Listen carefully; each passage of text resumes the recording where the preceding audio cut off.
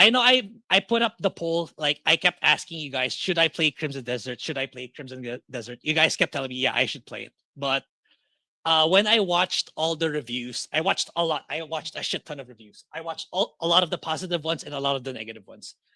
So based on what I know about the game, I felt like it wasn't for me. It's like it's not the game that I would perceive highly, and that doesn't mean that the game is bad. That means that the game is just, you guys know me. I like JRPGs. I like smaller games nowadays. Like I'm with strong narratives, with a strong focus on story. That for me, that helps me keep that helps me invested with the IP in general and the game overall.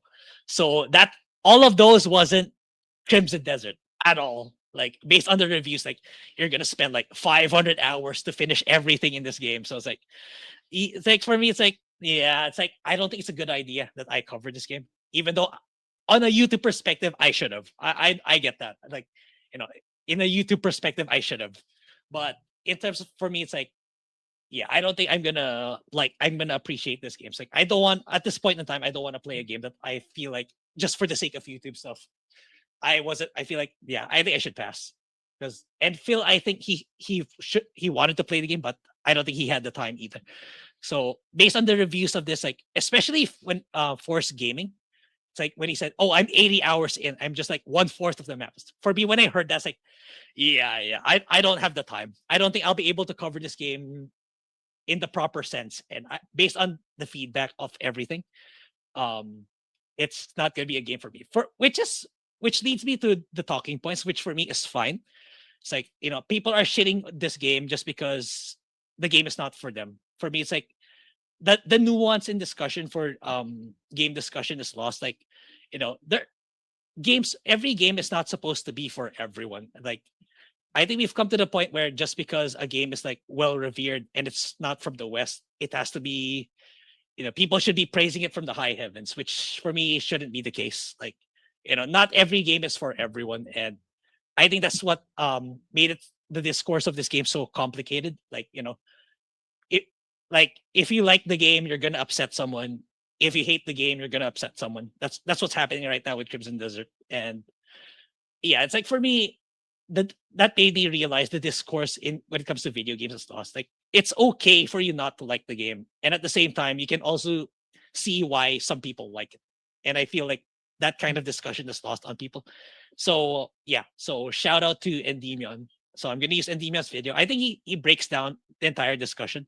I think he generally liked the game, but for me, it's like I don't think it's for me. It's like I thought about it long and hard if I wanted to cover the game. For me, it's like nah, I don't think I'll do right by it. So I might as well just pass. So that's what I feel. So that's why I didn't want to talk about it last week, because like I feel like if I said that last week, more people would be upset about it.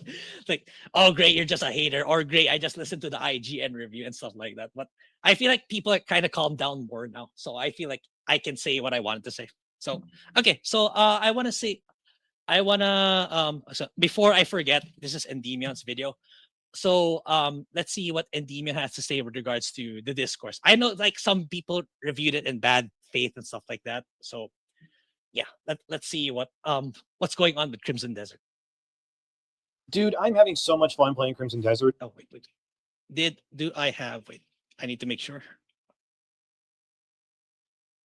I will let's make sure that I put in the volume. Okay, let's listen to Endemion. It's getting kind of ridiculous. I'm like 40 hours into this game so far. Let me know if it's too fast. I set the speed at 1.25 so that we don't take too long. The amount of stuff that I've done already is just getting insane. This game is like the epitome of a virtual onion that you just keep peeling layers so back. If you like open world games with lots and lots and lots of content, like something to get lost to for a very long time, then get the game. Because like as far as I know, the controls are very bad, especially in controller. But I think their Pearl Abyss is quickly fixing it. They're fixing it very, very fast. So overall, it's like if you like big, large open world Western like games with tons of content, which for me, it's like for me, I don't see that as a positive thing. But I know people like that. For me, I don't. So not at least not anymore. I like Skyrim, but not this big. I think it's way too big. So yeah, I don't for I probably enjoy it, but not as much as a JRPG. That's all I'm saying. So if you like that kind of game, then go. I would recommend it. I think it's worth your time and money. Reveal new things that you can do in it. My camp is growing, I'm finding cool swords in the world, man. It just keeps going, dude, in every direction. This game is scratching that Assassin's Creed itch in a way that Assassin's Creed could never do themselves. This feels like what Assassin's Creed Valhalla was trying to be, if that makes sense. Like, the game's journalists, however, are not happy about this either way. Because this game was meant to fail by their words, and yet, it's not doing that. Wait, what do you mean a game is doing well without the game's industry's consent? That can't happen. If you recall, Crimson Desert stock dropped a staggering 30% when the game's journalist reviews came out for the game initially. Yeah, okay. That part, yeah, I didn't mention that. Apparently, when the negative reviews came out, the stock dropped 30%. For me, it's like, I think it's just a product of this game receiving more hype than it was supposed to get. You know, it's like, uh, when it comes to financial markets, there's a lot of people who don't know what they're getting themselves into. So it's like, especially video games, like the disparity between casual investors getting into stocks, like they hardly know what's going on in the video game world, man. It's like they're just looking for a return on their money. They don't know video games. So it's like when they see like, oh no, it's just a 7/10. I thought this was gonna be a 10 out of 10 game. So it's like the truth is that doesn't reflect about the game. It's more of like financial, a lot of financial newbies not knowing what they're getting into. And they don't know how the video games industry works. So I don't necessarily blame the game for that. It's more of like financial investors expecting it to be like 10 out of 10, or they're expecting it to be the next Expedition 33 or something like that. People thought it was going to be curtains for Pearl Abyss, and that the game's launch was absolutely cooked, because the reviewers were saying that the game was bad, it was poorly optimized, and had nothing interesting to do in it. Then it actually came out. People played the game and realized, oh, wait, they were lying to us the entire time. As Pearl Abyss confirmed here even, Crimson Desert has now already crossed 3 million. Yeah, that this is really good. It's like copies sold, not wish lists, not players, copies sold. And it costs $70. $70 or more. So that's really, really good. Units sold in less than a week of release. That is kind of unusual these days, even more so because that's copies sold, not players, by the way. Most studios will usually say players because then they can use subscription services and such to mask the actual copies sold, which are much lower. But no, this is just 3 million sold to players, and that's great to see, and the transparency is awesome. I think how this user put it was pretty aptly placed. I cannot remember the last time a AAA game last posted a copies sold slide for their newly game release. It's always a number of player slide. Wonder why that is. 3 million in less than a week is wild. Starting to think that journalist games media isn't needed anymore probably never was. They're needed for basic things, I guess, like maybe just posting the release dates of games and whatnot. But the problem with a lot of games media is they can't get out of their own way or even their own egos half the time. And oh yeah, I forgot to mention that the stock price that went down, well, it's up again. As Eurogamer said here, the game has actually been doing so well for Pearl Abyss that all the damage that was done by the game's journalists who hated the game has effectively been reverted already. The exact number as of now is around 28 to 30% increases in stock, which is okay. There we go. It's kind of offset everything. So it's like, yeah, it's like I was saying there's a lot of people who don't know what they're doing when it comes to putting their money in financial markets, especially stocks. Like, you know, like just because they read something online, it's like immediately they're gonna offset they're gonna offload their holdings, which is dumb in my opinions. Like, yeah, a lot of people lose money in stock market. So it's not a reflection of this game.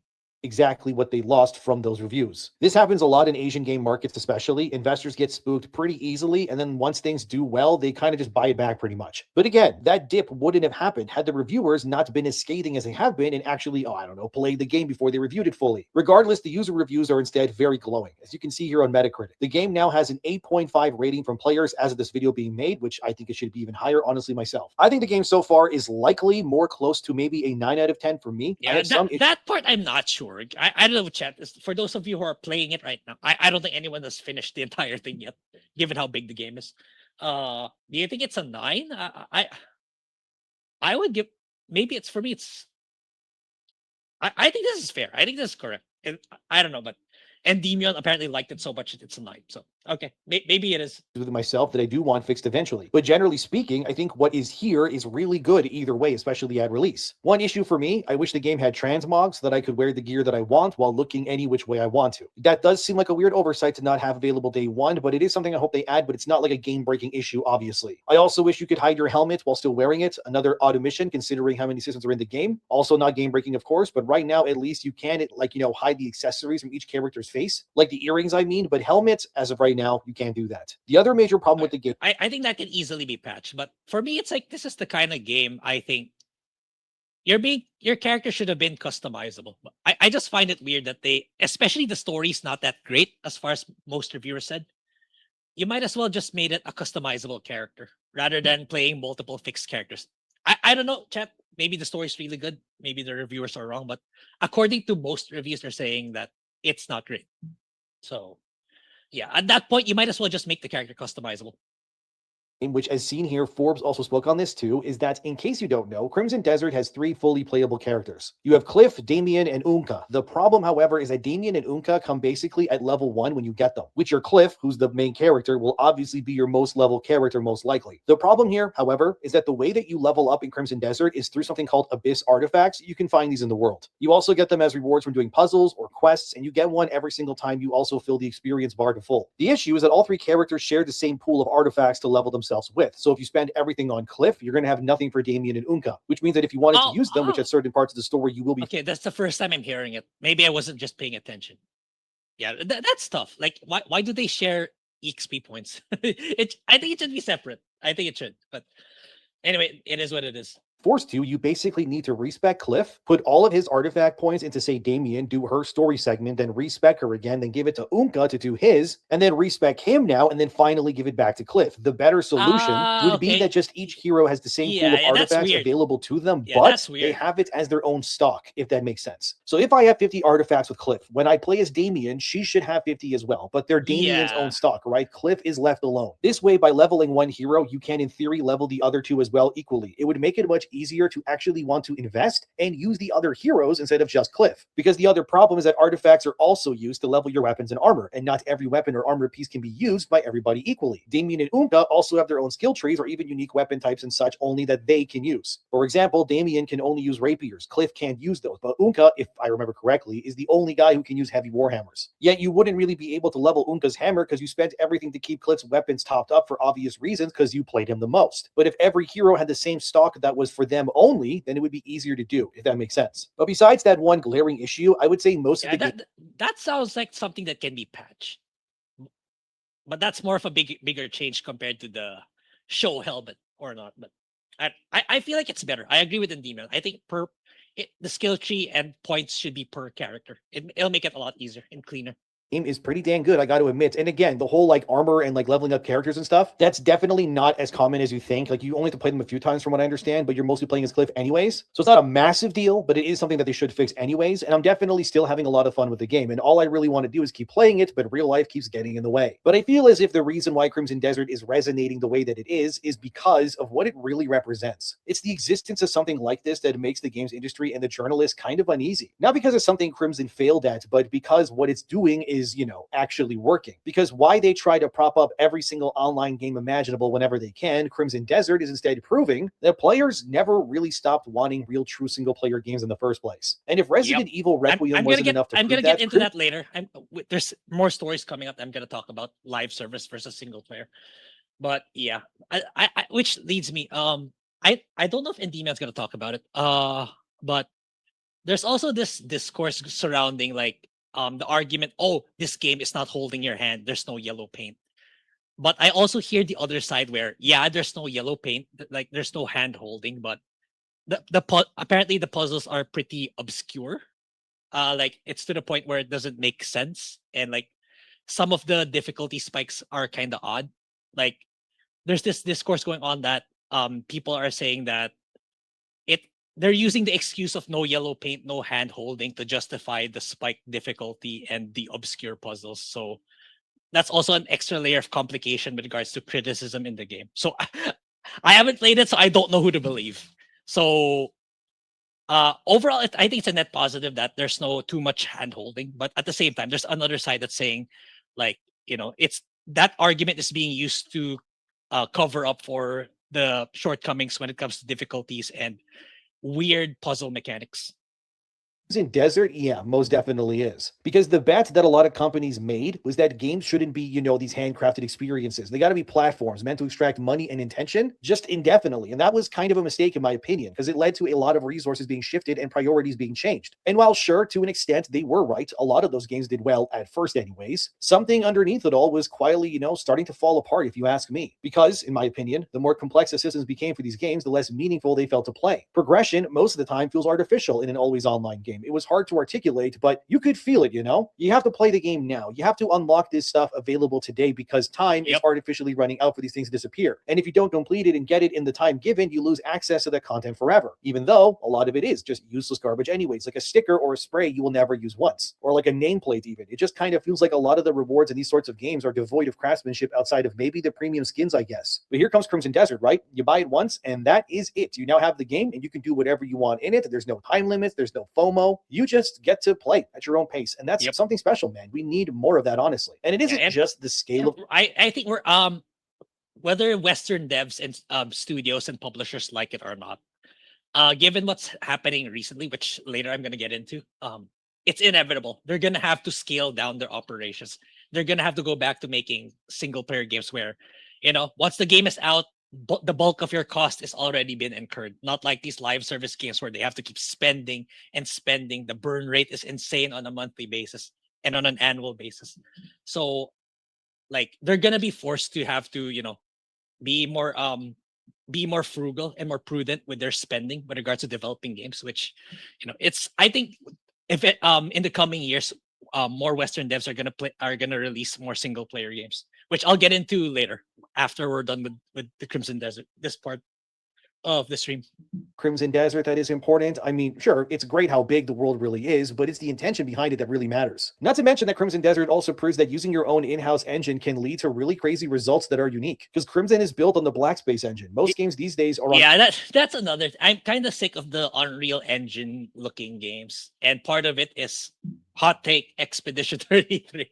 I'm sick of games looking that kind of sameness with photorealistic. It's like I feel like a lot of devs are overly reliant on Unreal Engine. I want more devs to, make their own in-house engine so that they can make the games look more unique and stand out, which I hope they do in the coming years, because like I don't want all my games to look kind of the same-ish, especially in light of DLSS, where the faces of the characters look like a video from Leonardo AI or an AI generated video. I don't want all my games to look the same. Unreal Engine. It means that Crimson can uniquely deliver what it can. Whereas with most games using the same engine like usual, it also means they have the same limitations too. Crimson Desert does some really cool things, right? They got seamless world travel. There's like physics-driven gameplay like Breath of the Wild. And the combat is fun and it's full of insane stuff that you can do. Like, did you know that you can wield elemental powers in Crimson Desert? Because I didn't even know that until I saw it in like a YouTube video yesterday. Like, you can control fire and lightning and ice and stuff. I didn't even know that was possible. But I think the reason why the game resonates is pretty simple, because it feels like a world that actually is alive, if that makes sense. The game just feels like a challenge to the idea of what this modern AAA bloat has become. What I love about it is that it proves that depth of gameplay still matters, and you can immediately tell that this game is not built on the same engine as every other game because it looks and actually feels unique. But the problem with Crimson Desert existing is that once something like this, exists, the excuses as to why things can't exist like it quickly start to fall apart. Because it's now not about what's possible, because yes, it's possible. It's right there. You can play it. You can do whatever you want in it. It's real. You then start to question, well, why isn't what Crimson's doing something that these companies are prioritizing anymore? Why can't this be more of the norm? I don't mean the sheer scope of it, but just like how it works, how intricate it feels to unravel, the depth, I mean. Like, why do so many... Western devs said the same thing with Baldur's Gate 3. It's like, I recall devs saying, oh, Baldur's Gate 3 shouldn't be the standard setter. It's really weird. Like, at that time in 2023, they had more money. They had more revenue coming in. COVID just ended. They still had a lot of money. But now that they're actually losing a lot of cash and there's a lot of layoffs recently, they're gonna have to face the music, in my opinion, in the coming years. They're gonna have to wind down their operations and actually make games that we actually want. That's more cost efficient and not really expensive. Games oftentimes feel constrained, I guess, or incomplete even. And honestly, once that realization starts to spread, which is what you're seeing as this game continues to keep climbing up and up the charts, it then makes you wonder, were the critics just lying all along? Mostly because they were afraid of something like this being so widely adopted and loved, because it, again, goes against what they and the people they're in bed with kind of want these days. I think what a game like this ends up doing is that it's building what people want in real expectations, not in scope, mind you, but again, they want that depth. They want more polish. They want intentions behind the experiences that they're investing into. Exactly. And when a game like a Crimson Desert exists and delivers what it does for one price and that's it, I mean... But at the same time, yeah, that's what I forgot to mention. Like, I know Crimson Desert, there's a lot of things in it. Like, you can, there's a lot of mini games. You can ride airships, I believe, and stuff like that. There's so many things you can do in this game. Like, it's crazy. I also don't want that to be the precedent for future games. Like, you know, Crimson Desert boasts of like hundreds and hundreds of hours. So a part of me is also scared that that's the precedent that they should be following, that devs should be following. I don't think all games should be like that. I don't think it should be like, oh, Crimson Desert is 500 hours of gameplay, so our next game has to be 600. So it's like I don't think that's a good. I don't think that's a good trend either. I don't think so. Like and like example, like it takes 4 hours to. I know that's the saying here. For it takes a full 4 hours to cross from one side of the map to another. Oh, so our next game should be 6 hours. So it's like I don't want the big quantity driven games. Like I don't want that to be the lessons picked up from this game either. So there's also that side of me. That's why I feel that. That's why it's the reception of it is kind of like a mixed bag. Why there's two factions in this, in the discourse surrounding the discussion of this game. I don't. At the same time, I don't want that to be the case either. I think we're going to see the demand for this sort of game only grow larger, not less. Because a Crimson Desert, a Resident Evil, a Zelda, what have you, kind of reminds people of what gaming used to be and can be. Before everything became about metrics and systems, but, you know, just having a cool game first, that was enough. Maybe the industry believed that they could redefine what we wanted, that the engagement loops that they're trying to push for so long were, like, enough to replace the immersion we wanted instead. That these systems and whatnot could replace the soul of the game, but I don't really think that's going to happen. I think what Crimson Desert represents is simple, right? People just kind of always want great games, and who can blame them? The problem, however, is that the industry has kind of stopped giving them at regular intervals, these games, like they used to, right? Instead, it's a reality they don't really want to confront because they've been avoiding it for so long already that maybe... they're going to have to when the money's running out, which it is. There's so many signs already this year alone that it is. They have to face the music and actually make the games that we want and stop chasing this crazy the live service trend that in my opinion, never was there, or at least never was sustainable, not in the long run. Yeah, I'll respond to the comments when all the comments when we're done with this one. We're done with this video. The future of gaming doesn't belong to those who, you know, have the videos pipeline. Let me know. It could be my internet. I think it'll help if I turn off my webcam.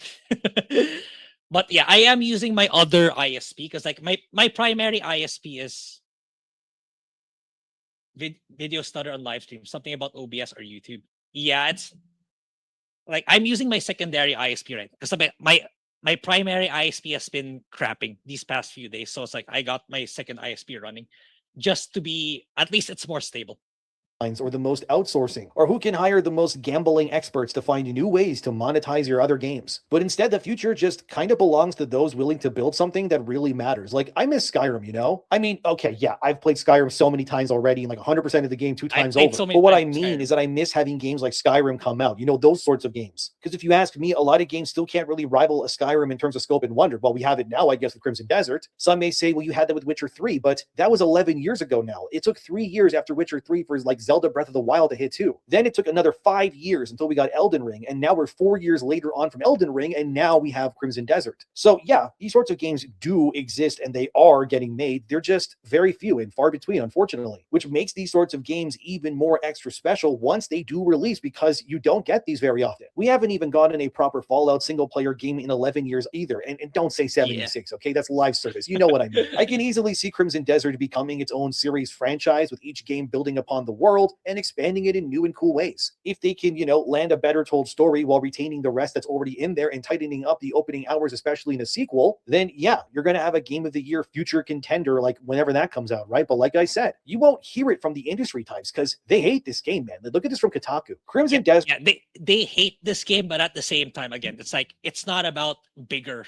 For me at least, bigger is not always better. Yeah, I get what Endmion's saying, where Witcher, Breath of the Wild, Elden Ring. Yeah, it's fine to have those games every now and then, but for me, that shouldn't be the template for all the games to follow. I hope I'm getting my point across. Not all games should be like that. Like, I don't want my JRPGs to be like 300 hours long. That's crazy. Okay, it's like some games are excel at this particular aspect in video games, and I think that's fine. It's having diversified games is fine.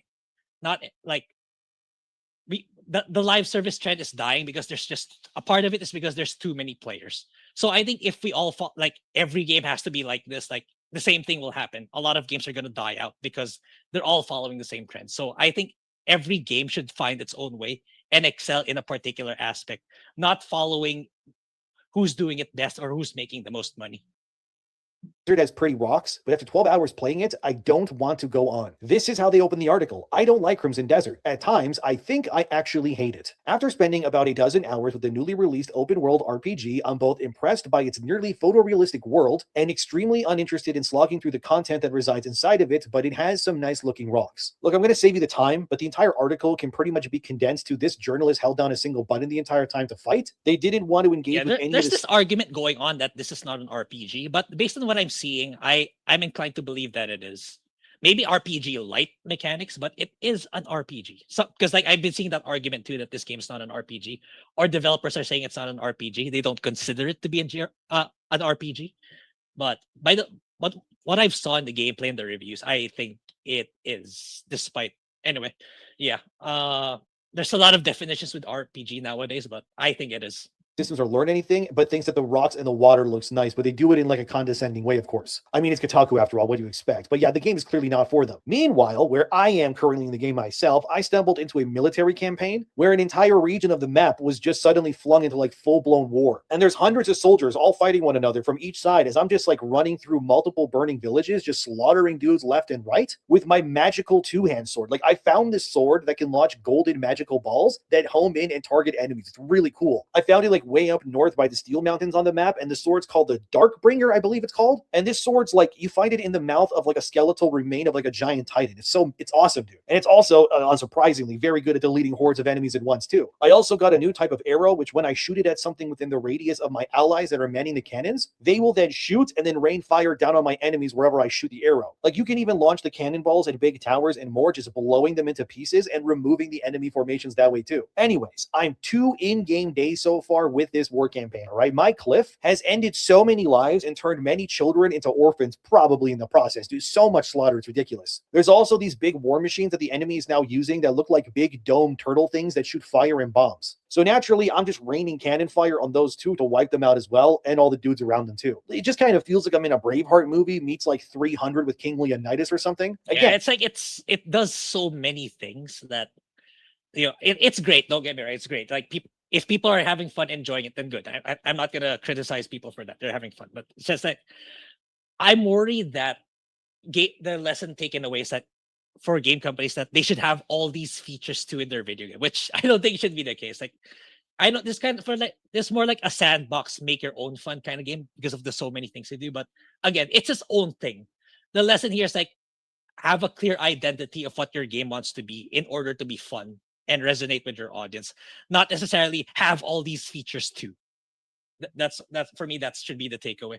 I didn't even know this game had massive war campaigns, but surprise, hey, it does, I guess. Kotaku wouldn't know that, though, because, they stopped playing the game after 12 hours. They probably would have been more interested if Cliff was non-binary, but the only thing Cliff cares about is war, money, and making things go boom, which is what I like to do in games too, by the way, so hey, that works out for me beautifully. But yeah, I just don't see a connection between what the journalist thinks and what the players at all think as well, man. Like, this is so much the epitome of a game that is built for players, not people who drink soy unironically while crying about politics online hoping that somebody cares. IGN, by the way, way, is also trying to rewrite history concerning Crimson Desert. Look at this. They're claiming that Crimson Desert needs its own Cyberpunk 2077 reinvention moment, which makes absolutely no sense at all. Yeah, that's a bit of a stretch. Cyberpunk 2077, it was horrible. It was horribly bad at launch compared to what it is now. So it's kind of, but to compare this game to Cyberpunk 2077, yeah, it's not perfect. It's not bug free, but yeah, that's a bit of a stretch from IGN.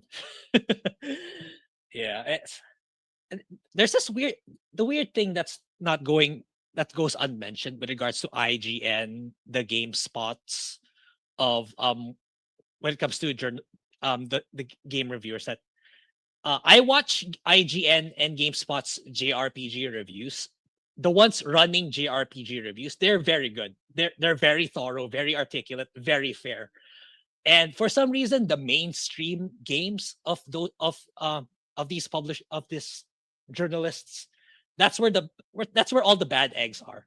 Like if I watch the Octopath Traveler review of IGN, the what other review? What's a the Dragon Quest, the Monster Hunter Stories reviews of IGN. They're really good. They're really well articulated. No woke identity politics preaching. None of the BS biased review. Very thorough. Very articulate in the way they review their games. Like I think those people should be the one running the mainstream games. You know, those guys are like sitting quietly in the corner, properly reviewing the game, properly playing the game, and properly reviewing the games. Those guys, I think, are more deserving of reviewing the mainstream games compared to these guys. Crimson Desert is in no way disastrous or even close to how Cyberpunk launched in 2020. When Cyberpunk launched originally, it was an embarrassment that ruined CD Projekt Red's reputation when that released. The game was rightfully attacked and it was pretty much annihilated by reviews and everything, right? It ran like garbage at release, it looked even worse, and it wasn't until a good year and then some later did that like Cyberpunk then started to actually become the game that it was always meant to be. Crimson Desert, however, is not that at all. Like look at how IGN words their opener here, saying that Crimson Desert had a rocky launch with bad controls, bad difficulty spikes, and more. Yet within 2 days, almost everything they complained about was fixed already. How you can compare this to Cyberpunk at release is it's honestly just pure took a long time. Like these journalists are trying to paint this game as if it launched as a broken mess like most Western games when it didn't at all. The only time in the game for me so far where frames dropped was during this one boss fight with a guy called the Crow Caller, which by the way, getting to that guy was absolutely insane. You had to climb this gigantic tower and then the platform at the top of the tower, like the roof, like kind of like transforms off the tower. And then this platform just floats into the sky for minutes at a time. And then you eventually just go into the sky and there's this massive installation just floating there. And then you have to turn on all of these like PowerPoint things and connect these cables. And then eventually by doing all of that, you can then fly up even higher above the map. And then that's where you fight the boss. Absolutely insane, dude. But even then, by the way, the game, it never crashed once for me. In fact, the game hasn't crashed for me even once on the PS5 Pro. Like IGN tries to complain, saying that the game doesn't have enough fast travel points or like a storage box, but they do. They added all of that and more within 2 days of launch, not 2 months or a year plus, like other Western studios often take to do the same thing. IGN then says, as you can see there, that with enough fixes... And remember, Cyberpunk issued refunds for the game. So Crimson Desert never did that. The only refunds that this game had was when people found out about AI stuff or AI art, which is, you know, it's the future. AI is gonna be more and more involved in everything that we do, and it's only gonna get worse. So that's my take on it. And yeah, so that's the only mass refunds that I saw for this game. But again, it's like people who are strongly against AI. I get it. It has some. I'm not completely defending AI. There's some things that they what do you call this?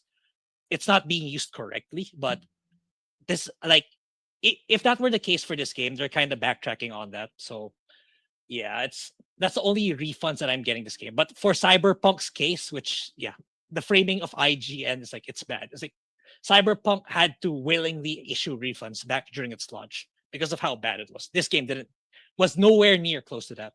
The Crimson Desert could be like a good game by summer this year. Who are you talking to? What do you mean by this summer? The game works perfectly fine as it is right now. What are you talking about? There's nothing game-breakingly bad about it like your typical Western releases. Like, this is what I'm talking about, man. These journalists are trying to rewrite history right now because their hit pieces didn't work for this game the first time. They said that Crimson Desert sucked, so the stock then dropped. People finally played it for themselves, realized that they loved it. It sold 3 million copies, and then the stock flies all the way back up, so all their damage was undone. Now, apparently, Crimson Desert is like Cyberpunk at release, despite there being no credible evidence confirming that whatsoever. These are the people that are tasked with being honest in games, by the way. If you believe the journalists, you would think that Crimson Desert runs at like 2 frames per second and crashes every single minute, when in reality, it runs at a 60 FPS stable with all the bells and whistles and doesn't crash once, even on PS5 Pro. These people are just... And another thing, I watched the video review of IGN, so I kind of agree with Asmongold on it, where they weren't really... They reviewed it in such a way where they were complaining about the experience that they had with Pearl Abyss, where the guy had to play the game again. There was a patch that came in that corrupted his save, so he had to play it again. So it's like, for us as the consumers or people buying the game, we don't care about that stuff, man. We don't care what you went through. I think it's like a natural part of getting to play the game early. There's gonna be bugs that you experience more than us when we get the game. So it's part of the job, and that shouldn't be the factor. That shouldn't be a factor of evaluating the game. It's like, the part where you should be reviewing is the iteration where on what we will get as consumers on day one, not what you went through. Like, you had to patch the game and you had to repeat the game. Yeah, that's why IGN got a lot of criticism, because they reviewed that part, which you shouldn't be. Lying, and I'm kind of sick of it, dude. Like, here, you want my recommendation? Maybe IGN and other places like them could work on their hiring processes, because they seem to just be hiring anybody over there. If this is whoever's reviewing your JRPGs, IGN, promote them to the mainstream games. They do a really good job reviewing your JRPGs. Yeah, I know people. I'm probably the few who watch the JRPG reviews of IGN. They're actually really, really good. So I think those people who are in charge of those are more deserving to review games than whoever's doing the mainstream games division. Passes for journalism these days, which is honestly pathetic. It's just a bunch of corporates bootlicking shills that can't for the life of them even tell you if a game is good or not, unless it fits their checklists or ideologies to a T. If Crimson Desert was made by a Western developer, especially a AAA one, I guarantee you it would have had even higher reviews than it did, because these people just prefer those sorts of games over ones that are made in the East. It is what it is. But these people, these IGNs and whatnot, they're really only in it to like ruin the games that you like, man. It's honestly sad to see. So you should just cut through the noise, play the games that you actually like, and go listen to someone who maybe actually plays the games over an IGN. Like, just do that instead. These people never cared about it, and that's clearer every single day. Let me know what you think. Thanks for watching. Subscribe if you'd like to, but Crimson Desert is like Cyberpunk at launch. You people are delusional. You have like lost your credibility years ago, I know, and still you keep just digging the grave even deeper. What are you doing? No wonder games journalism is dying the way that it is, but if this is what they want to spew, what do you expect, right? But unreal. Anyways, see you next time. Okay, thank you. Okay, I'm sending the link again here. So yeah, it's basically, it's never meant to be, a game is not meant to be for everyone. So if you like, yeah, I'm not shitting on the game, but the game is, for me, it's not for me. After watching a lot of reviews and seeing what people had to say about the game, what they like about the game, it's just that I'm not inclined to play a highly quantity driven game right now. I might try it in the future when it gets on discount and when I have more free time. But right now it's not in my priorities. That's why it's like, it's like, while the discussion was really hot last week, it's like I feel like I wasn't ready to talk about it yet until, like, the hype kind of died down a little bit and people are kind of more open to what I have to say. But anyway, yeah, that's it. Crimson Desert, like, I think generally speaking, it's a good game, especially given all its like massive amount of features. And yeah, I might try it in the future, but just not now. Maybe in a year or two, maybe. Okay, let's see what the comments has to say.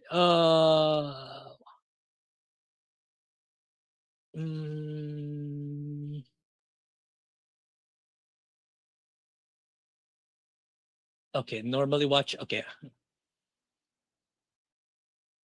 Okay, sorry. With melodic method. Okay. Just like the suits running the AAA studios, all trying to make a successful live service game, and that's a very difficult thing to do. Yeah, we'll get into that in very shortly. Actually, that's the next story. Yeah, it's like, that time has already come. That time has gone. It's very clear now more than ever that live service is not sustainable anymore, like at all. Like, yeah, it's like it's time to wind back, make smaller games, more targeted. You can you can still make money in this industry, but you need, now more than ever, you have to clearly define who your target or audience is, and you have to make your projects much more sustainable, not this endless feeding of the machine. thinking that it's going to be an infinite money glitch. It's just not. It doesn't. It's not going to work that way anymore. Businesses chase trends. If one live service game does well, suddenly everyone wants to make money. Yeah, that's true. Which some companies don't, or at least some companies pivoted, and some companies don't do it at all, and it's giving them massive dividends, which I will show shortly. Nah, it's an 8. Yeah, that's for me. That's like a 7 or an 8. It's not. I don't think it's a 9 out of 10 game, honestly. Despite how massive it is in scope and in production value. Yeah, I heard the story was kind of meh, and the controls were pretty bad too. Yeah, that's what I heard. So it's like, it's features that I'm not happy. It's not. It's features that I don't want to hear, but I get why people like those games. I mean, I like Skyrim, I like Fallout, but it's not the game I want to play right now at this point in time.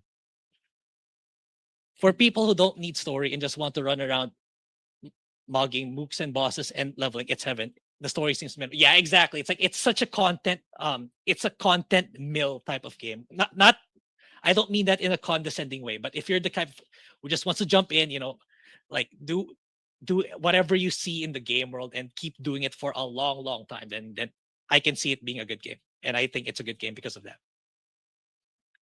His name is Damien Weird. Well, it's from a Korean studio, so there's gonna be some things that are lost in translation along the way. So they'll probably get better as they make more games. I haven't played any of the other characters and don't care to until they make me. Yeah, I heard it takes like dozens and dozens of hours to unlock the next character.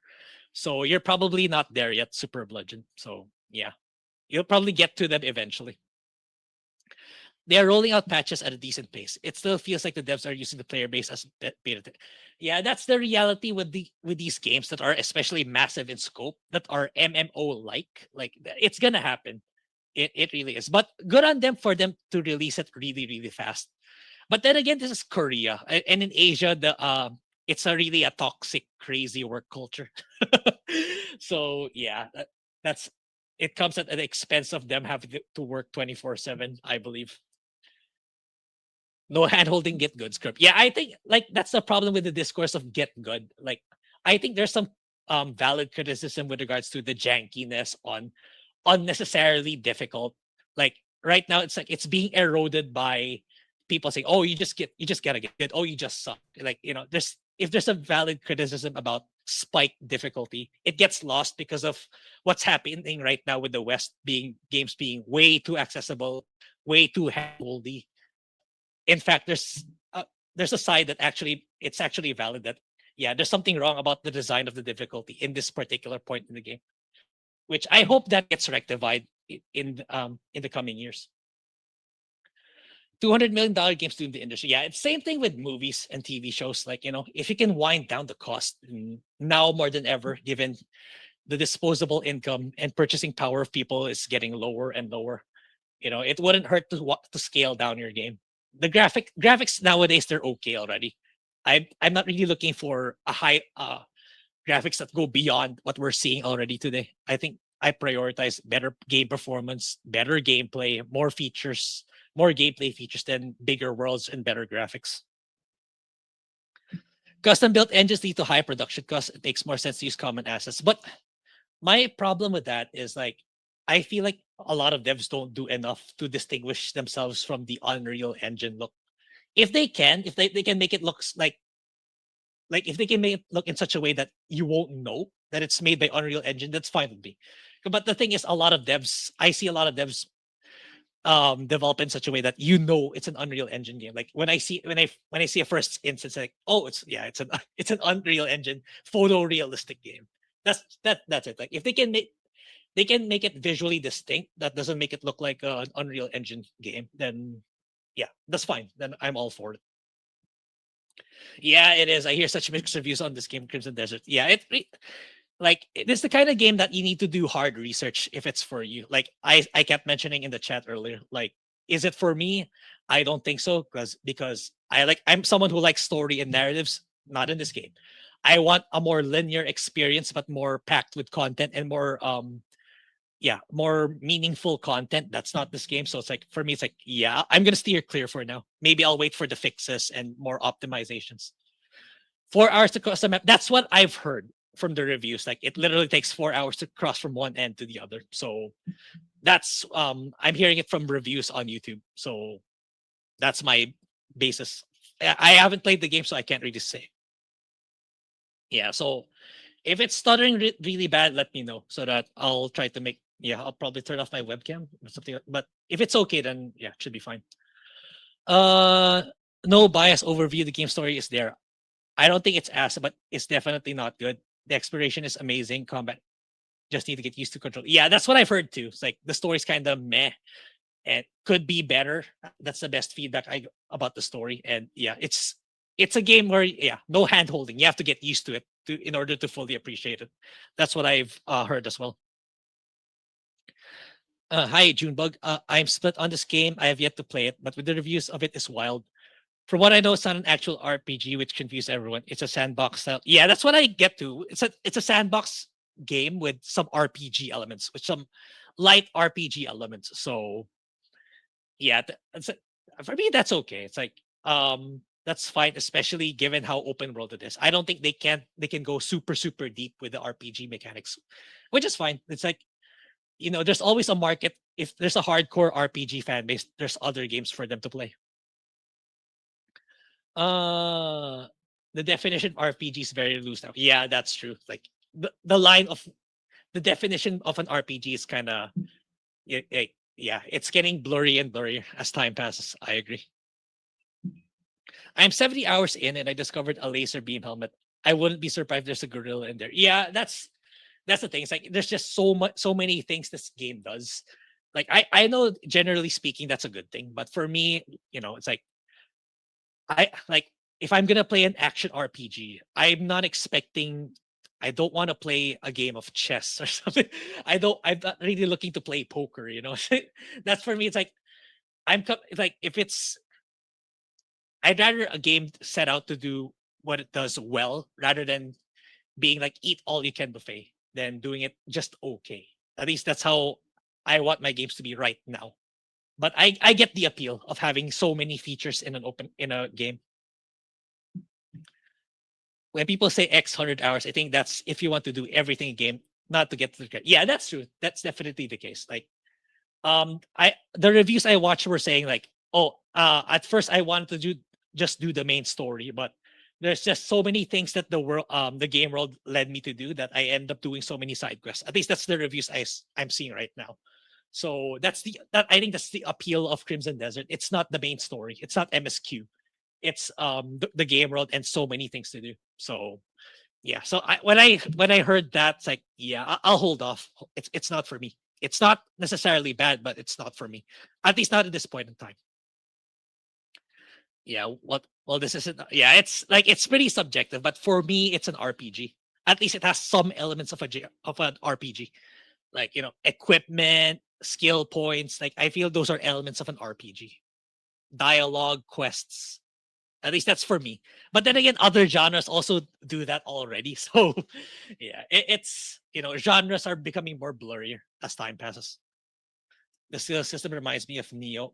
Yeah, I played a little bit of Neo 1, but yeah, I think it kind of does with the point system.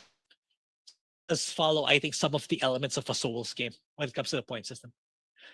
I'll wait for a sale for this game, or I'm just gonna get it. Yeah, I'm gonna wait for a sale too. I'll probably just wait for a sale. Because yeah, I don't think I'm gonna fully enjoy this game, to be honest. The story style of this game is basically like Dragon's Dogma, which is all gameplay and low. Yeah, people are. There's also discourse online. People saying that Dragon's Dogma 2 is the superior game compared to this. So yeah, I can't really I can't really have a say because like I haven't played both games. I miss X play. Yeah, those days. Those days where gaming actually meant something and it accommodated the majority, which are males, which nowadays Western games kind of forgot. But did Cyberpunk ever really reach the heights it could have otherwise? I feel like it just got way too overhyped, especially the goodwill CD Projekt was at the time with The Witcher 3. People had so much faith in CD Projekt, and then they really believed in that hype so much, and then they kind of overdid it. Like they overdid it in much worse than Crimson Desert. Because I feel like Crimson Desert was way too hyped. Not that I'm saying the game is bad, but it got hyped up way too much that even people who wouldn't like this game got got the marketing that it was going to be really really good. But Cyberpunk got marketed in a really hyperbolic level that it never should have. Rocky launch 250 concurrent players on Steam. Yeah, it's weird. Like, it only works one way for the other side. Like, we shouldn't be using Steam DB if it doesn't support their narrative. Yeah, it's yeah. There's a reason why we don't trust games journalists anymore, or at least most of them. Like and subscribe. Yeah, thank you, Wayfair. Appreciate it. I play Cyberpunk 2077 9 months after. Oh, it's Rotax Hippie on Rumble. I think it's much better on the PS5 or on PC on medium compared to the PS4. I heard it doesn't run well on the PS4. But I like the game. I finished the main story and the expansion. I like the game, but it's not I wouldn't put it as like one of my all-time favorites. I wouldn't put it like I like it more than The Witcher 3, but it's still a good game now. It's a good game right now. But like yeah, I think you'll have a better experience on the PS5 or on PC if you have access to that. The turns to get their on these in a bundle over AI, right? Yeah, exactly. It's like if like I want to tell those people like you have no idea how deeply AI integrated this in my current workflow. Like it makes my work so much easier and so much faster at the same like with the same level of quality. That will take me hours upon hours to do manually. So yeah, I'm pro AI generally speaking. Yeah, I don't like the fact that you like example you make a YouTube video that's like example like the one I talked about earlier like you copied Gary's voice. That's a bridge too far. Don't do that. But in your like if you're like preparing spreadsheets or generating a generic image for you to edit, I think it's fine. I think it's okay. I think it makes it better. Uh good night, Big Z. I think you're gone already. But yeah, have a good night. IGN's article proves that they have a vendetta against this game. Yeah, the mainstream IGN games journalists, I think they should be fired. I think the ones that should replace them are the JRPG ones. Try um give give the JRPG reviewers in the IGN a chance. Yeah, if there's a particular JRPG you're considering getting, try checking out IGN's JRPG reviews. I believe that the journalists there they're much more credible and they were really really thorough in their review, not like the mainstream ones who spew garbage. Yeah, I feel the same. Massive open world games that move slow aren't really my sphere. People like exactly. It's like yeah. When I say I don't like it, that doesn't mean the game sucks. It's just it's not for me. But I can see you like it, and I'm happy for you. I like to keep reiterating that because someone's gonna say, "Oh, you just don't like video games," or "I'm just like an IGN journalist." Yeah. It is very time consuming. Yeah, which is look, video games in general are time consuming, but I don't want it done. For me, I want it done in such a way that it's more immersive, kind of like a JRPG story, more than like do this task repeatedly, which is I know Crimson Desert is. Isn't WoW even petering? That game used to be a titan. I know it doesn't make it what it used to. Yeah, definitely. Like it's been around for the longest time, and at the same time, it's being overrun by DEI hires too. Like I've seen the latest trailers of the latest expansion packs. Like you see more feminine characters, more rainbow colors, more light aesthetics compared to what it once was from like the Burning Crusade, Wrath of the Lich King. Like I feel like it's fallen so far off. Like I'm not a WoW player per se. I'm not a hardcore WoW player, but you can definitely see the difference between the trailers now of the expansions compared to the trailers back then. It's vastly different. Making movies used to be cheap. Making video games used to be cheap. Neither is true anymore. That is a problem. But there are ways to, for me, there are ways to not make it as expensive as they're making it out to be. You can. I don't think it has to be 200 million, 500 million. I think that's a ridiculous amount. Like I do notice the way Japan articulates their development costs. Like, oh, we spent a shit ton of money on this. We spent 100 million, but to people on the West, like that's just like below their average. Like you can make it work. You can. It's just that people in the West don't. Like they still believe that if we make it work for a live service game, it's going to be an infinite money glitch. They still believe in that. But I think they're gonna reach the point this year and in the next that that's not. It's gonna they're gonna learn that lesson the hard way that it's not the case. I spent so much time improving my camp. There's so many systems that feel the need to set up before I can actually run around. Yeah, I forgot. There's also a feature where you can build your own base too. So it's like, yeah, this game's like, the game has everything, but at the same time, I don't want that to be the standard setter. I don't want every game to have everything. For me, that's a net negative for the games industry. I want my games to be diverse. There's a game that's massive in production cost and in features, but I also want that smaller game where it's focused on my JRPGs, stuff like that. Not enough babes. Well, at least mods can fix that. I imagine mods are going to fix that, if not already. I haven't looked at the mods of Crimson Desert, but I can imagine there are already at this point in time. Mass open world games are always going to have bugs like that at launch. Yeah, absolutely. If there's just, you need to have thousands upon thousands of QA, which doesn't make sense in a financial perspective. That's part of the problem with the scope being so big. Even Rockstar can't squash all the bugs. Yeah. GTA 6 is not going to be bug free. It's not, despite the billions spent on it already. It's not going to be it's not going to be a clean bug free game. Now you can reuse engines, reuse game engines. RE engine has been around for yeah. It's just that I'm okay with proprietary engines being reused and being updated. It's just that I don't want the trend of all the game devs relying on one particular engine.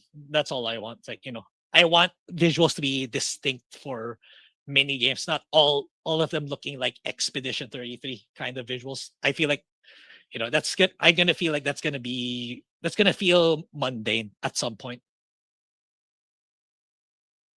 Yeah, I've seen plenty of bad review saying the game is bad. I've seen reviews saying the game is good. So yeah, you really need to do your hard research and really assess yourself if you want to what do you call this? If you feel that you as an individual will like the game.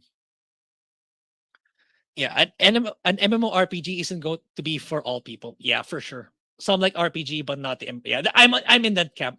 Like for me, the most I will like is Skyrim type of games. Any bigger than that, I feel like it's too much. I don't understand the offline MMO comparison. Either the meat and bones of MMOs are PvP and raiding, and you can't do that solo. I think originally Crimson Desert was supposed to be a MMO, if I'm not mistaken, but that late into the development cycle decided, oh, let's just make it single player instead. So that's why it feels. I think that's why it was so massive and a lot of features because it was supposed to be an MMO, kind of like a sequel to Black Desert, but instead they decided to make it single player, which is why I believe the story was done last minute, which is why it's bare bones. So yeah. You're reading the chat now. Yeah, I whenever I'm doing video, reacting to a video, because like I don't want the video to stretch out so long. So what I do is I let the video play, video commentary. Then when I'm done with the video, I'll check the comments. Waiting for a sales the right to go. Yeah. For me, it's like I'm gonna wait for it like 30, 40 bucks. I feel like that's the price point that's gonna be worth it for me. Last gen Cyberpunk stopped getting updated a long time ago. Yeah, that's what I've been told. That's what I've been told in my personal Discord. One of my followers there said, yeah, there's a huge difference between PS4 Cyberpunk and PS5 Cyberpunk. Well, it's been around for 22 years now. That's pretty. Yeah, it is, and it's still going. To be fair, it's still going. The brand prestige of being the top profitable MMO, it's still there. So in fairness, like that's still an achievement on its own. Like, they could have easily fumbled the bag and shut down the game, but it's still running and people are still willing to pay for it. So yeah. Alone and gay again. It keeps leaving you on the lurch. Yeah. Well, Phil's has plans within the next year to move to Nevada. So I might as well give him accommodate. And for me, it's like I see it in such a way that it's I always, at the back of my mind, I always think, I should do these more often. I should live stream more often on my own and make more commentary videos, because like in a YouTube growth perspective, I should be doing that. I actually should. So it's like maybe this kind of, it's like, you know, the invisible hand guiding me that I should do this more often, which on the back of my mind, I always do. It's like, in my personal channel, like when Phil does his live streams on his own channels, I should be doing that more actually. So on top of making videos, I should be live streaming more and, be more up, talking about these latest news in video games. So I consider this as kind of like my practice, to be honest, to go back to doing that stuff. So yeah. Make no mistake, video games and movies can be cheaper, and the goal is to do so. Yeah, they're gonna have to in this next topic we're gonna talk about. They have to. They absolutely have to. The game does feel a bit overstuffed. That's me just hearing it. I feel that way already. Depending how you look at it, there's a lot of value in that, or it feels unfocused in a jack of all trades and master of none kind of way. Yeah, like it depends who you're talking to. To some people, that's a good thing. They feel that's the value, that they get to do so many things for so many hours. For me, it's like I'm more of a quality over quantity kind of guy when it comes to single player games. So I'll probably get it eventually, but just not now. I feel like, I have so many games in my backlog. There's incoming JRPGs I want to play, so I'll get it somewhere down the line. Black Desert was great until you get the PvP level. Yeah, I never played Black Desert. It's like, for me, it's like it's such a massive investment in time to be able to play MMOs. So yeah, well, if Black Desert made enough money to make Crimson Desert, then I'm assuming the game is really good. I'm close to 30 hours and I'm still waiting for the game to get its hooks me. Yeah, that's a lot of time for you to put in. It's like I heard Jake Baldino, if I'm not mistaken, the guy from Game Ranks said you need at least 8 hours, but you're already in hour 30. So I don't know, if you're willing to play a game for 30 hours, then I'm inclined to believe you like the game to a certain extent. Maybe not the best game in the world. It doesn't have to be, but if you're willing to clock in 30 hours to play a game, then you probably like it to some extent, even if you don't realize it yet. Maybe that's the case. You just don't realize that you like it yet. Do you have daylight savings? We do not. We do not. It's it's kind of frustrating. I know I was intentionally an hour late today because like I needed more time to consolidate all the stuff I wanted to talk about today. But I know I was supposed to go live like an hour early. Yeah, I don't know why. I don't know how you guys put up with it, but I kind of have to adjust to it with one of my clients because like one of my clients is in the US. But it's annoying. It is. It's like it's much easier to stay fixed, in my opinion, to just one. You don't have to keep moving an hour every couple of months, every several months. If you got hooked yet, if you have not got hooked yet after 30 hours, it won't, because nothing besides later game mechanics will do it. Yeah, I feel like by 30 hours, you should already have a fundamental understanding of the game loop. But at the same time, if you're willing to play for that long, that means you liked it. Like, if you really hate the game, you wouldn't, like, not even 10 hours. You won't clock in 10 hours. At least that's for me. I hate MMO. So yeah, as far as I know, even especially mobile MMOs, there's even an autoplay for you already. So it's really just the dopamine hit, literally just the dopamine hit of making your numbers go higher or buying the in-game items for your numbers to go higher. But hey, I think it's done a lot of favors for Pearl Abyss. That's why they were able to make, Crimson Desert.